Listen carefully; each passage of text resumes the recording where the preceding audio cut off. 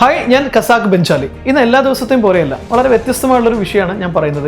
പണക്കാരനും പാവപ്പെട്ടവനും തമ്മിലുള്ള വ്യത്യാസം, അല്ലെങ്കിൽ അവരുടെ ശീലങ്ങൾ തമ്മിലുള്ള വ്യത്യാസം. മനസ്സിൽ ദാരിദ്ര്യമുള്ള ആളുകളുടെ ഒന്നാമത്തെ ലക്ഷണം എന്താണെന്ന് ചോദിച്ചു കഴിഞ്ഞാൽ അവർ ഏറ്റവും കൂടുതൽ ഫോക്കസ് ചെയ്യുന്നത് വസ്ത്രത്തിൽ, അതുപോലെ തന്നെ ഷൂലൊക്കെ ആയിരിക്കും. ഇപ്പോൾ 300 രൂപ 400 രൂപയ്ക്കാണ് ഷൂ വാങ്ങാനുള്ള കപ്പാസിറ്റി ഉണ്ടെങ്കിലും എവിടെ നിന്നെങ്കിലൊക്കെ കടം വാങ്ങിച്ചിട്ട് 2500 രൂപ 3000 രൂപയ്ക്ക് ഷൂ വാങ്ങിക്കുക, അല്ലെങ്കിൽ എങ്ങനെയെങ്കിലൊക്കെ കടം വാങ്ങിച്ചിട്ട് 4000 രൂപയുടെ ഷർട്ടൊക്കെ വാങ്ങിച്ചിട്ട് ഞാനൊരു സംഭവമാണെന്ന് തോന്നിപ്പിച്ച് നടക്കും.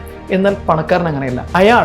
അയാളുടെ പണം ചെലവഴിക്കുന്നത് അയാളുടെ സ്കില്ല് ഡെവലപ്പ് ചെയ്യാനായിരിക്കും, മൈൻഡ് ഡെവലപ്പ് ചെയ്യാനായിരിക്കും, പുതിയ കോഴ്സുകൾ പഠിക്കാൻ, പുതിയ കാര്യങ്ങൾ പഠിക്കാൻ.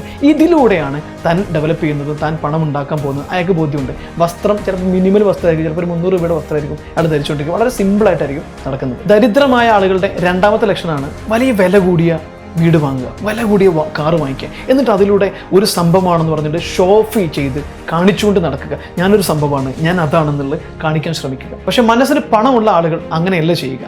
അവരുടെ സമ്പാദ്യം എത്ര കൂടുതലാണെങ്കിലും ശരി, ഒരു പരിധി വരെ അതിങ്ങനെ കാണിച്ച് നടക്കില്ല. മറിച്ച് അവരുടെ പണത്തിൻ്റെ ഒരു സർട്ടൻ പെർസെൻറ്റേജ് ചാരിറ്റി കൊടുക്കും. ലോകത്തിലെ എല്ലാ വലിയ പണക്കാരും വലിയ ഹ്യൂജ് എമൗണ്ടാണ് പല കാര്യങ്ങൾക്കായിട്ട് ചാരിറ്റി കൊടുത്തുകൊണ്ടിരിക്കുന്നത്.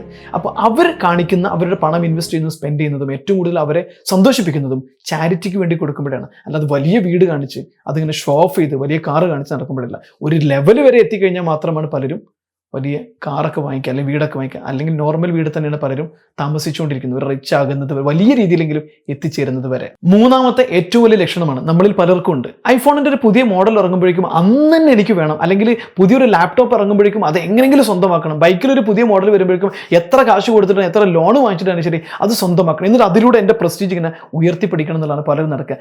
അതിനുള്ള കാശൊന്നും പലപ്പോഴും അവരുടെ കയ്യിൽ ഉണ്ടാവില്ല.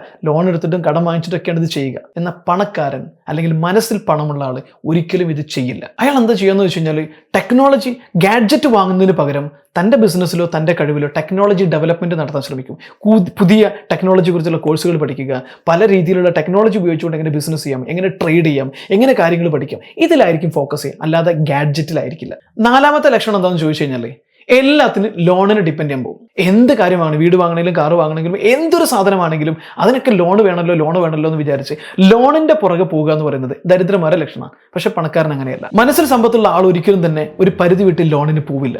മറിച്ച് മനസ്സിൽ സമ്പത്തുള്ള ആൾ ഒരിക്കലും തന്നെ ഒരു പരിധി വിട്ട് ലോണിന് പോവില്ല. ജോലി ചെയ്തോ ബിസിനസ് ചെയ്തോ പണം ഉണ്ടാക്കി അത് സേവ് ചെയ്തിട്ട് ആ സേവിങ് ഇൻവെസ്റ്റ് ചെയ്തതിന് ശേഷം ആ ഇൻവെസ്റ്റ്മെന്റിൽ നിന്ന് കിട്ടുന്ന റിട്ടേൺ കൊണ്ട് വീടും കാറും വാങ്ങുക എന്നുള്ളതാണ് അവരുടെ പ്രത്യേകത. വീട് വാങ്ങാനോ കാറ് വാങ്ങാനോ അല്ലെങ്കിൽ വേറെ എന്തെങ്കിലും സാധനങ്ങൾ വാങ്ങിക്കൂട്ടാനോ ഒരിക്കലും തന്നെ അമിതമായിട്ട് ലോണിനെ ആശ്രയിക്കില്ല. 5 പ്ലഷർ, ഫുഡ് അടിക്കുക, എവിടെയെങ്കിലും കറങ്ങാൻ പോകുക, സന്തോഷിക്കുക. ഇതിനു വേണ്ടിയിട്ട് പരമാവധി കിട്ടുന്ന പണം മുഴുവൻ ചെലവാക്കുക. ഇത് ദരിദ്രന്റെ ലക്ഷണമാണ്. പക്ഷെ പണക്കാരന്റെ പ്രത്യേകത എന്താണെന്ന് ചോദിച്ചു കഴിഞ്ഞാൽ അവർ കിട്ടുന്ന പണം ചുമ്മാ അടിച്ചു പൊളിച്ച് കളയാനോ അല്ലെങ്കിൽ എവിടെയെങ്കിലൊക്കെ കറങ്ങി തീർക്കാനോ ഫുഡ് അടിച്ച് തീർക്കാനോ അല്ല സ്പെൻഡ് ചെയ്യുക. മറിച്ച് കിട്ടുന്ന പണത്തിൽ നിന്നൊരു 20%, 10%, 30% കൃത്യമായിട്ട് സേവ് ചെയ്യും. അത് എന്നിട്ട് കൃത്യമായിട്ട് ഇൻവെസ്റ്റ് ചെയ്യും. ആ പണം അവർക്ക് കൂടുതൽ പണം ഉണ്ടാക്കി തരും. ആ പണത്തിൽ നിന്ന് വീണ്ടും പണം ഉണ്ടാക്കുകയും മിനിമൽ ആയിട്ടുള്ള ഒരു ലൈഫ് സ്റ്റൈൽ മെയിൻറ്റെയിൻ ചെയ്ത് കൊണ്ടുപോകുന്നു എന്നുള്ളതാണ് പണക്കാരന്റെ മൈൻഡ് സെറ്റിന്റെ പ്രത്യേകത. 6 എൻ്റെ ഇമേജ്, എൻ്റെ വ്യക്തിത്വം, ഞാനെന്ന് പറയുന്ന ഒരു സംഭവം, ഞാനെന്ന് പറയുന്ന ഒരു വലിയ സൂപ്പർ ആകണം എന്നുള്ള ഇമേജ് ഫോക്കസ് ആണ് ദരിദ്രന്റെ ലക്ഷണം. എന്നാൽ പണക്കാരൻ അതല്ല ഫോക്കസ് ചെയ്യുന്നത്. അയാളെ സംബന്ധിച്ചിടത്തോളം അയാൾക്കറിയാം ഡ്രീമോ ഇമേജോ ഒന്നുമല്ല, മറിച്ച് ആക്ഷനാണ്.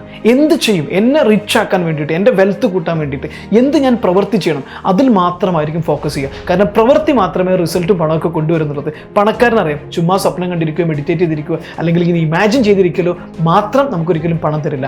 Act on your dream. അത് നന്നായിട്ട് ഓരോ റിച്ച് ആയിട്ടുള്ള മൈൻഡ് സെറ്റുള്ള ആളുകൾക്കും അറിയാം. 7 ടോട്ടൽ ഫോർ യു തട്ടിപ്പ് പോലെ പെട്ടെന്ന് പണക്കാരനാകാൻ വേണ്ടിയിട്ടുള്ള ഉഡായിപ്പ് പരിപാടികളിൽ ചെന്ന് തലവെച്ചു കൊടുക്കുക, കയ്യിലുള്ള കാശ് മുഴുവൻ കൊണ്ടു കളയുക. ഇത് ദാരിദ്ര്യം പിടിച്ച മനസ്സിൽ ദാരിദ്ര്യമുള്ള ആളുകളുടെ ഏറ്റവും വലിയ ലക്ഷണമാണ്. പക്ഷേ പണക്കാരനറിയാം എളുപ്പത്തിൽ പണം വരില്ല, പണം ഇരട്ടിപ്പിക്കാൻ പറ്റില്ല. ഏതെങ്കിലും ഒരു ഷോർട്ട് കട്ടിലൂടെ വലിയ പണക്കാരനാവാനും കഴിയില്ല.